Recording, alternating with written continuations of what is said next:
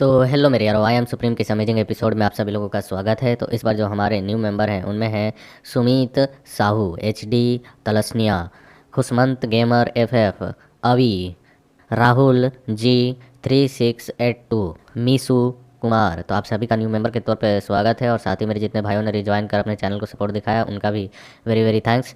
तो हम सभी लोगों ने लास्ट एपिसोड में देखा था कि तियानु कॉमर्स गिल्ड के पास अचानक एक जोरदार बिजली कड़कती है और वहाँ आवाज़ गूंजती है कि आखिरकार तियानु कॉमर्स गिल्ड का चार्जेज को किसने संभाल रखा है, उसके लीडरशिप को कौन लीड कर रहा है। यहाँ पर वह सामने आए, अपने आप को यहाँ सामने लाकर अपना इंट्रो दे। तो हम देखते हैं उसके बाद हमारा इस चैप्टर का शुरुआत होता है। हमारा सीन शिफ्ट होकर 1000 ट्रेजर टावर की ओर जाता है जहाँ पर उनका वॉइस चेक लीडर कर रहा होता है क्या जो यहाँ पर मार्शल आर्ट और वेपन्स का सम्मेलन होने वाला है, कंपटीशन और मीटिंग जो होने वाला है, इसके बाद तुम्हें क्या लगता है कि यहाँ पर तियानु कॉमर्स गिल्ड गिरने वाला है, अपने स्थान को खोने वाला है, तो उनकी जगह आखिरकार कौन लेगा, नया गिल्ड कौन पैदा होगा। तभी हम देखते हैं यह सुनकर जो एल्डर जुआन होता है यहाँ पर वह कहता है कि पहले तुम यहाँ पर देख तो लो कि रिजल्ट क्या आता है। यहाँ पर इतनी जल्दी तियानु कॉमर्स गिल्ड के लिए शौक संदेश लिखना बहुत जल्दी हो जाएगा कि इतना जल्दी कार्य कोई ख़त्म हो जाएंगे।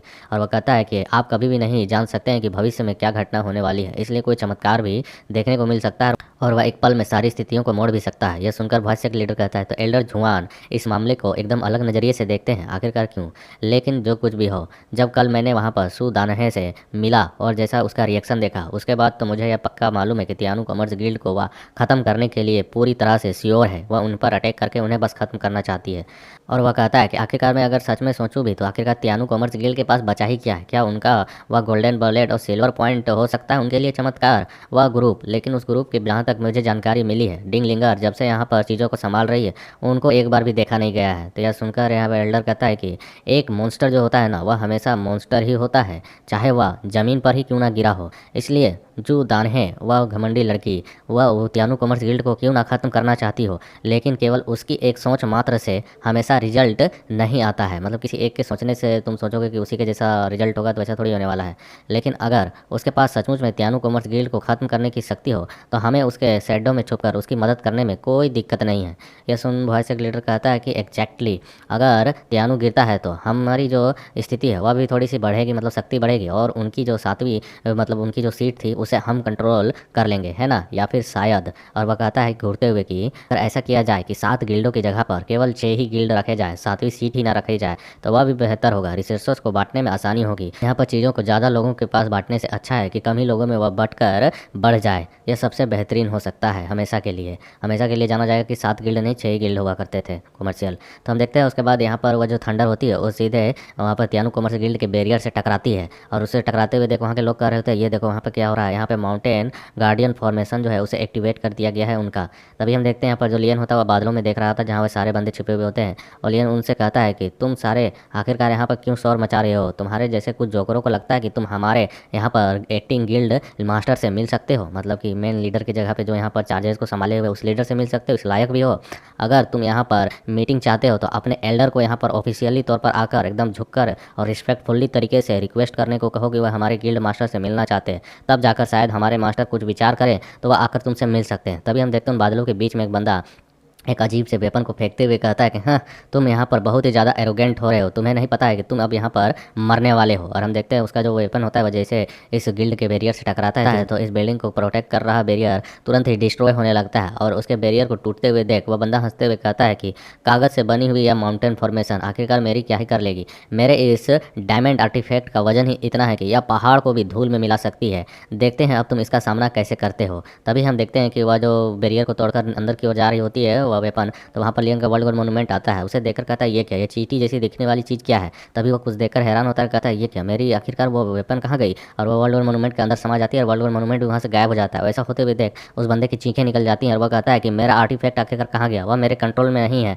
तभी हम देखते हैं उसके अगले ही पल लियन वहाँ पर बादलों में पहुँच चुका होता है अपने थंडर पावर का उपयोग करते हुए बहुत ही रफ्तार से, पहुँचते हुए कहता है कि तुम्हारा जो जवान आर्टिफैक्ट था वह बहुत ही अच्छा लगा, इसलिए मैंने उसे रख लिया। और हम देखते हैं कि वह बंदा बहुत ही ज़्यादा हैरान हो चुका होता है और उसके अगले ही पल हम देखते हैं वह चिल्लाता है और उसका जो सर सर होता है वो धड़ से अलग हो चुका होता है, क्योंकि लियन वहाँ पर पलक झपकते ही पहुँच उसके सर को अलग करके वापस नीचे की ओर आने लगता है। और उसे ऐसा करते हुए देख वहाँ के लोग कह रहे होते हैं कि आखिरकार क्या चल रहा है। और यहाँ पर हाउ लियन भी कहता है कि यंग मास्टर लियन, आप तो सेकंड स्टार मार्शल एम्परर बन चुके हैं, आखिरकार कब बने। और यहाँ पे भी स्टिंगलिंगर कह रही होती है कि यंग मास्टर लियन ठीक से। और हम देखते हैं तभी यहाँ पर उस बंदे की बॉडी जो होती है वह ज़मीन पर गिरती है। और यहाँ पर लियन एक कहावत कहता है कि बंदरों को यहाँ पर डराने के लिए कुछ मुर्गों की बलि दी जानी चाहिए। और हम देखते हैं उस बंदे का सर जो यहाँ पर घूम रहा होता है और लियन कह रहा होता है कि आज तुम लोग यहाँ पर बस छोटे से चिकन हो जो यहाँ पर मेरे द्वारा काट दिए जाओगे। और हम देखते हैं यहाँ पर बादलों में थोड़ी सी खामोशी होती है। उसके बाद इनकी जो वह ग्रेट एल्डर होती है वह वहाँ पर बैठी हुई होती है अपने फ्लावर सीट पर, वो कह रही होती है डिंगलिंगर, क्या तुमने यहाँ पर अपने आदमी को, हमारे आदमी को मारने का आदेश दिया। आखिरकार तुम्हारे अंदर इतनी हिम्मत आ कहाँ रही है जो तुम ऐसा एक्ट कर रही हो। और वह चिल्लाते हुए कहती है कि ऐसा लगता है कि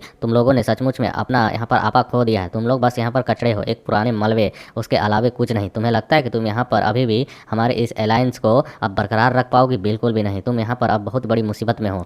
दूसरे यार हम 1000 ट्रेजर टावर के यहाँ पर लिफ्यू और उस रेन को देखते हैं जो यहाँ पर बादलों में छुपे होते हुए कह रहे होते हैं कि तियानु कॉमर्स गिल्ड, आखिरकार कितनी अफसोस की बात है, वह अब नहीं बचेगा। और लिफ्यू को देखते हैं जो अपने मन में सोचते हुए कह रहा होता है अभी अभी लियन ने जो यहाँ पर अपनी बॉडी की पावर रिलीज की उसमें प्योर थंडर पावर थी और उसने यहाँ पर पलक झपकते ही एक मार्शल सुप्रीम को मार डाला। आखिरकार कैसे, ऐसा कैसे हो सकता है? और उसे मारने के बावजूद भी उसके अंदर बिल्कुल भी हेवनली पवेलियन के खिलाफ डर महसूस नहीं हो रहा है। डर तो छोड़ो, यहाँ पर एक छोटी सी चिंता की लाइनें, मतलब कि जो चिंता में टेंशन में आदमी का सर होता है ना, दिखता अजीब सा, उसका एक सिकन सा भी नहीं नजर आ रहा है। डर को तो भूल ही जाइए, यहाँ तो घबराहट का नामो निशान भी नहीं है। और हम देखते हैं इनके पूरे टीम को जो कि यहाँ पर मस्त तरीके से स्वैग देकर खड़ी होती है। और हाउलियन तो पूरा एक्साइटेड होता है कि आजा तुम लोग को धोते हैं पहले।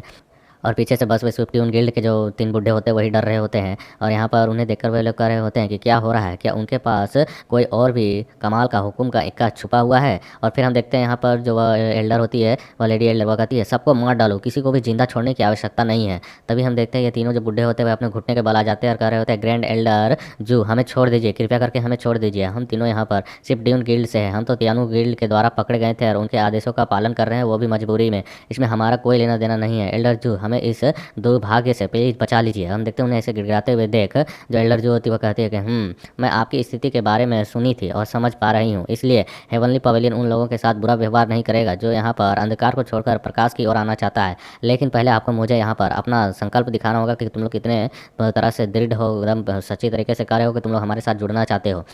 तो हम देखते हैं सुनने के साथ ही वे बूढ़े कहते हैं कि ठीक है एल्डर जू, अब हमारे पिछले किए द्वारा किए गए अपराधों को आप भूलने के लिए तैयार हैं, इसके लिए शुक्रिया। आज हम तीनों पूरे दिल से हेवनली पवेलियन की सेवा करेंगे और हम उस लड़की डिंगलिंगर का सिर आपको एक गिफ्ट के तौर पर ला कर देंगे एल्डर जू। और हम देखते हैं यह सुनने के साथ ही जो लियन होता है वो अपने ऑरे को रिलीज करता है जो कि बहुत ही ज़्यादा डार्क और इंटेंस होता है, मतलब कि उसे देखकर ही पता चल रहा होता है कि उन लोगों ने गलत वर्ड का यूज कर लिया है यहाँ पर।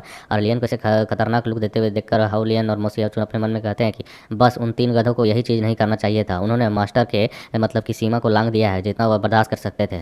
तभी हम देखते हैं लियन कहता है कि मोसी याओचुन, मुझे दिखाओ जब से तुमने मुझे छोड़ा था उसके बाद से तुम कितने स्ट्रांग हुए हो। आज मैं तुम्हारे पूरे पोटेंशियल को देखना चाहता हूँ, मुझे निराश बिल्कुल मत करना। और हम देखते हैं अपने मास्टर के ऐसे आदेश को सुनने के बाद जो मोसी याओचुन होता है वह कहता है ठीक है मास्टर, इसके लिए बहुत बहुत धन्यवाद। और हम देखते हैं वो अपने स्वॉर्ड को निकालता है और अपने डार्क ऑरे को रिलीज करता है और बहुत बेडस तरीके से आगे की ओर बढ़ने लगता है। और वह जैसे जैसे बढ़ रहा होता है तो उसका जो ओरा होता है वह चारों ओर फैलते जा रहा होता है और उसके डोमेन के अंदर ये 3 बुड्ढे भी आ चुके होते हैं। और उसके ऐसे ओरे को देखकर यहाँ सभी लोग हैरान हो रहे होते हैं। और हम देखते हैं वहाँ पर जो पेड़ होती हैं, बिल्डिंगें होती है, वह सब कुछ मोसी याओचुन के डार्क ओरे में समा जाता है। ऐसा होते हुए देखो बूढ़े कह रहे होते हैं ये क्या, ये तो बहुत ही ज़्यादा मतलब कि मर्डर ओरा है जो कि हमें मारने के लिए फैल रही है।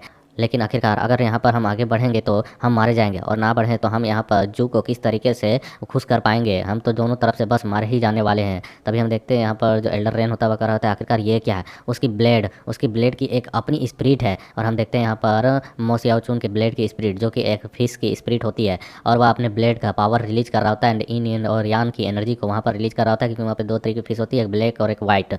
और उसे इस तरीके से करते हुए देखो वहाँ के लोग कह रहे होते हैं ये तो क्या है, इस ब्लेड की एक अपनी संवेदनाशील है, मतलब कि अपनी सोचने समझने की शक्ति, एक जुआन आर्टिफैक्ट जो कि बिल्कुल जीवित सोल से भरी हुई है, यह तो बहुत ही ज़्यादा खतरनाक होती है। वह तो बस एक 3 स्टार मार्शल सोवरेन ही है, लेकिन इसके बावजूद भी वह इस चीज़ को कंट्रोल कर पा रहा है, इतनी भयानक वेपन को। तभी कोई और कहता है कि एल्डर जो उन तीनों बंदों को बचाने के लिए आपको उन्हें वहाँ से हटाना होगा ताकि वे बेवजह यहाँ पर कुर्बानी के चारा ना बन जाए। इस आदमी के हाथ के हथेली से वे बिल्कुल भी बचकर नहीं निकल पाएंगे। वह बंदा बहुत ही ज़्यादा स्ट्रॉन्ग है, उसे बचाने के लिए अपनी एक पावर हाउस को भेजे। तभी हम देखते हैं सुनने के साथ ही जो एल्डर जू होती वह कहती है एक मात्र 3 स्टार मार्शल सोवरेन, तो क्या हुआ अगर उसके पास एक संवेदनशील वेपन है, स्पिरिट वेपन है, वह तो बस एक हमारे हेवनली पवेलियन के एक एल्डर के द्वारा ही संभाल लिया जाएगा, वह हमारे पास होना चाहिए वह वेपन। तो एल्डर क्यू जाए और जाकर उस लड़के को वहाँ पर मार डाले और उसके उस वेपन को मेरे पास लेकर आए। तो हम देखते हैं सुनने के साथ ही वो बूढ़ी एल्डर बढ़ते हुए कहती है कि यस ग्रैंड एल्डर, आपने जैसा कहा है वैसा ही होगा। मैं उस लड़के के सिर को लेकर यहाँ पर आऊँगी और साथ में डिंगलिंगर के सिर को भी मैं कुचल दूंगी। और हम देखते हैं वहाँ पर वो आगे की ओर बढ़ते हुए अपने अजीब से रूट टेंटिकल्स को निकालते हुए रिलीज करते हुए कहती है कि मैं तुम्हारे ब्लेड की वाई को यहाँ पर चकनाचूर कर दूंगी। और वह अपने वहाँ पर 2 टेक्निक्स का उपयोग करते हुए अटैक कर रही होती है और जिनमें से वह एक कहती है कि 6000 words whirling illusion, 1000 hand 1000 life divine feast. और हम देखते हैं अपने इन 2 टेक्निक्स को रिलीज करके सीधे मो सियाओचुन की ओर बढ़ा देती है। और जो मो सियाओचुन होता है वो अपने स्वॉर्ड वेपन को ऊपर की ओर करके और उसके बाद बहुत ही डार्क लुक देते हुए कहता है कि ईवल। और हम देखते हैं यह कहने के साथ उसके जितने भी वहाँ पर टेंटिकल्स होते हैं वह एक अजीब से डार्क कोहरे के अंदर समाने लगते हैं। और फिर हम देखते हैं वह बूढ़ी औरत कुछ देखकर हैरान और परेशान होती है क्योंकि जितने भी टेंटिकल्स होते हैं वह उसके डोमेन के अंदर आने के साथ ही हाउलियन के वेपन के द्वारा पलक झपकते ही टुकड़े टुकड़े कर दिए गए होते हैं। और फिर वह कहता है यहाँ पर कि साउंड, और वह यहाँ पर अभी भी अपने डोमेन को फैला रहा होता है और उसे एक्टिवेट ही कर रहा होता है। और वह अपने स्वॉर्ड को वेपन को पकड़े हुए होता है, दूसरे हाथ से एक अजीब से सिंबल को भी बना रहा होता है। वह कहता है कि फेयर जॉय मतलब कि इंजॉयमेंट, और फिर वो कहता है हेट लव। और हम इन एंड यान जैसे पोजीशन को उसे लेते हुए देखते हैं जो कि एक हाथ उसके इन को और दूसरे हाथ यान को दर्शा रही होती है। और वह फिर कहता है कि डिस्पेयर निराशा और टच मतलब कि छूना। और इतना कहने के साथ ही हम देखते हैं वहाँ पर वह पूरी तरह से अपने इन एंड यान ओहरे से घिर चुका होता है, मतलब कि अपने आप को वहाँ पर ही मिला चुका होता है। उसके बारे में कोई पता नहीं कर सकता है वह कहाँ पर मौजूद है। और ऐसा उसको करते हुए देख जो हाउलियन होता है वह हैरानी के साथ कह रहा होता है कि जो बिग ब्रदर है वह कभी भी यहाँ पर नंगी स्वॉर्ड की तरह हुआ करते थे, मतलब कि एक खाली तलवार की तरह जो कि लोगों को मारते रहते थे। लेकिन उसकी उस स्थिति को और अब जिस लेवल पर पहुँच गया है उस चीज़ को देखने के बाद अब मैं भी यहाँ पर महसूस नहीं कर पा रहा हूँ कि आखिरकार उनका जो बॉडी है वह किस जगह पर उपस्थित है और किस जगह पर वह मौजूद है। और फिर हम देखते हैं यहाँ पर जो मो सियाओचुन होता है उस टेक्निक को पूरी तरह से एक्टिवेट करने के साथ अपने एक अटैक को भी तैयार करते हुए कह रहा होता है कि divine win quenching smithing sword. और हम देखते हैं वह जैसे ही उस टेक्निक को एक्टिवेट कर लेता है तो उसके पास से और उसके स्वॉर्ड से बहुत ही खतरनाक ऑरा रिलीज हो रहा होता है जो कि बहुत ही ज़्यादा इंटेंस होता है। और उसके ऐसे पावर को देखने के बाद वहाँ जितने बंदे होते हैं वे सब कुछ हैरान हो चुके होते हैं और वे लोग कह रहे होते हैं एक साथ कि ये क्या, ये तो एक स्वॉर्ड बॉडी यूनिटी है ना। और हम देखते हैं उसके ऐसे पावर को देखने के बाद सभी लोग हैरान और परेशान होते हैं। और यहाँ पर जो मो सियाओचुन होता है वह कहता है कि gazing of mortal coil reflecting the bright moon. और वह इतना कहने के साथ ही अपने स्वॉर्ड का आगे की ओर बढ़ा देता है जो कि यहाँ पर पूरी तरह से एक स्पेयर की तौर पर कन्वर्ट हो चुकी होती है। और हमारा जो राइटर होता है हमारे सीन को दूसरी ओर ले जाया जाता है जहाँ पर कोई कह रहा होता है मुझे जाने दो मुझे जाने दो। और राइटर के द्वारा बताया जाता है कि दशकों पहले ब्लैक आयरन सिटी के बाहर डिवाइन एक्सटेंशन गुफा में, उसके बाद हमें यहाँ पर गुफियांग को दिखाया जाता है जिसके हाथों में मो सियाओचुन होता है और जो कि कह रहा होता है कि तुम मुझे यहाँ पर डिवाइन एक्सटेंशन केव की ओर ले जा रहे हो, मुझे जल्द से जल्द छोड़ दो, तुम तो यहाँ पर बस मुझे मारना चाहते हो, ये मेरी फैमिली का कब्र एरिया है, यहाँ से आज तक कोई भी जिंदा नहीं निकल पाया है। हम देखते हैं सुनकर गुफियांग उसको सर से पकड़े हुए होता है और उसको केव की ओर लेकर उसे छोड़ने के लिए तैयार होता है। और वह कह रहा होता है अभी भी मो सियाओचुन की तुम मुझे बस मारने की कोशिश कर रहे हो, इसके अलावा कुछ नहीं, मैं तुम्हारे साथ बिल्कुल भी नहीं जाऊँगा। हम देखते हैं उसके ऐसे रवैये को देखकर गुफियांग कहता है कि ओए बच्चे, तुम ही थे जिसने मेरे साथ यहाँ पर आने की विनती की थी और हाथ पैर जोड़े थे कि तुम मुझे ले जाओ और ट्रेनिंग कराओ और ताकतवर बनाओ। तो तुम्हें इस ट्रेनिंग को पाने के लिए सबसे पहले एक टेस्ट को तो देना ही होगा। और वह वहाँ पर उसे छोड़ते हुए कह रहा होता है कि अदर वर्ड्स में कहूँ तो मुझे ऐसे किसी व्यक्ति की आवश्यकता नहीं है जो एक छोटे से ट्रायल को भी पास ना कर सके, मेरे पास इतना समय बर्बाद करने को बिल्कुल भी नहीं है। और यह कहने के साथ ही उसे वहाँ पर उस गुफा में छोड़ दिया गया होता है जो कि उस गुफा की ओर चिल्लाते हुए बस गिरे जा रहा होता है। वह डर के मारे वहाँ पर रो भी रहा होता है। और इसके इसी सीन के साथ यहाँ पर ये छोटा सा चैप्टर कंप्लीट होता है। So like share comment and support. तो नेक्स्ट एपिसोड में पता चलेगा कि आगे क्या होता है, तब तक के लिए थोड़ा सा वेट करें।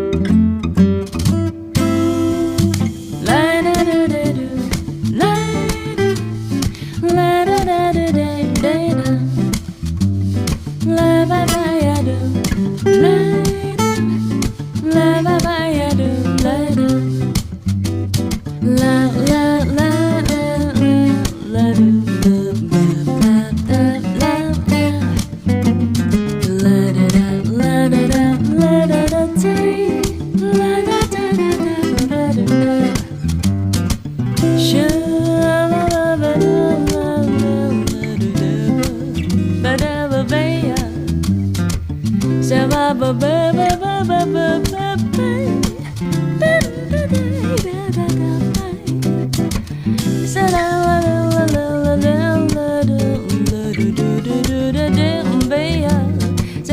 Ba ba ba